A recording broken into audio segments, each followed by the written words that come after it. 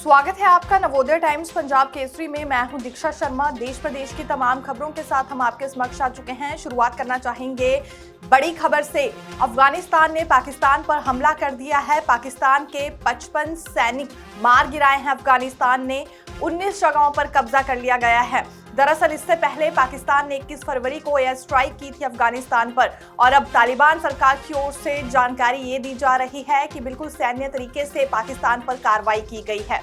नंगरहार, नूरिस्तान, कुनार, खोस्त और पतिया जैसे बॉर्डर इलाकों में दोनों पक्षों में संघर्ष जारी है। तालिबान सरकार के प्रवक्ता जबीहुल्लाह मुजाहिद ने कहा है कि पाकिस्तान के हवाई हमलों का सैन्य तरीके से ही हम जवाब दे रहे हैं, लेकिन पाकिस्तान की ओर से आरोप ये लगाया जा रहा है कि वहां पर बच्चों को, बड़ों को और बेगुनाह लोगों को भी नहीं बख्शा जा रहा है। पाकिस्तान ने जवाबी कार्रवाई करते हुए ऑपरेशन गजब लिल हक शुरू किया है। पाकिस्तान की वायुसेना ने अफगानिस्तान के नंगरहार प्रांत में हवाई हमले किए हैं। उनके मुताबिक अब तक 72 अफगान तालिबान लड़ाके मारे गए हैं। 16 तालिबान चौकियां तबाह कर दी गई हैं और 7 पर कब्जा कर लिया गया है।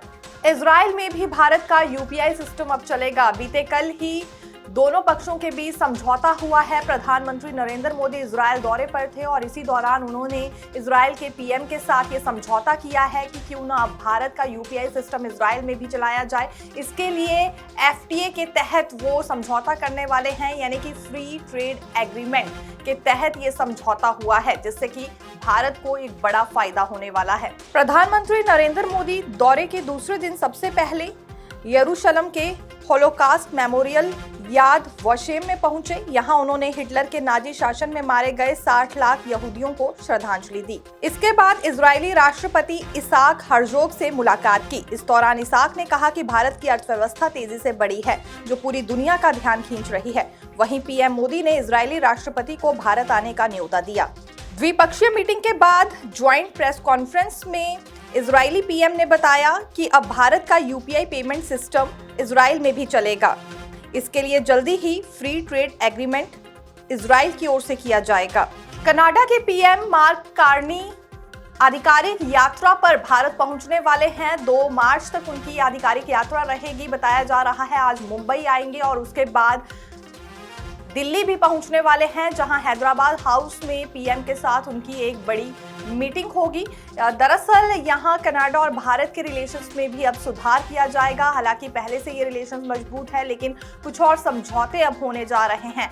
पूरी दुनिया की निगाह कनाडा और भारत के इस समझौते पर बनी हुई है, जो कि अगले कुछ दिनों में यहाँ होगा। यह प्रधानमंत्री कार्नी की भारत की पहली आधिकारिक यात्रा होगी। 27 फरवरी यानी कि आज प्रधानमंत्री कार्नी मुंबई पहुंचेंगे। अगले 2 दिनों में वे विभिन्न व्यावसायिक कार्यक्रमों में भाग लेंगे और भारतीय और कनाडाई सीईओ, उद्योग और वित्तीय विशेषज्ञों, नव प्रवर्तकों, शिक्षाविदों के साथ साथ भारत में स्थित कनाडाई पेंशन फंडों के साथ बातचीत करेंगे। 1 मार्च को पीएम कार्नी नई दिल्ली पहुंचेंगे। 2 मार्च को दोनों प्रधानमंत्रियों के बीच हैदराबाद हाउस में प्रतिनिधि मंडल स्तर की वार्ता होगी। दोनों नेता भारत कनाडा रणनीतिक साझेदारी के विभिन्न क्षेत्रों में अब तक हुई प्रगति की समीक्षा करेंगे। सुरक्षा को लेकर केंद्रीय गृह मंत्री अमित शाह की ओर से घुसपैठ एक्शन प्लान तैयार किया जा रहा है। इसी वजह से सीमांचल दौरे पर है। बिहार के पूर्णिया में आज उनकी ओर से बड़ी मीटिंग ली जाएगी, जिसमें विभिन्न जिलों के, खासतौर पर सीमांचल जिलों से जो संबंध रखने वाले प्रशासनिक अधिकारी हैं, इस मीटिंग में पहुंचेंगे अपनी अपनी फीडबैक और सुझाव देने के लिए। केंद्रीय गृह मंत्री अमित शाह सीमांचल दौरे के तीसरे और आखिरी दिन में हैं और इस कड़ी में आज वह पूर्णिया में हाई लेवल मीटिंग करेंगे। मीटिंग में सीमांचल में आने वाले जिले पूर्णिया, अर्रिया, कटिहार और किशनगंज के अलावा दूसरे जिलों के डीएम और एसपी भी शामिल होंगे। इनके साथ ही अन्य अधिकारी भी बैठक में मौजूद रहेंगे। बैठक में घुसपैठ के ताजा हालात, समाधान और भविष्य की रणनीति पर विस्तार से चर्चा होगी। देखते रहिए नवोदय टाइम्स पंजाब केसरी में दीक्षा शर्मा। धन्यवाद।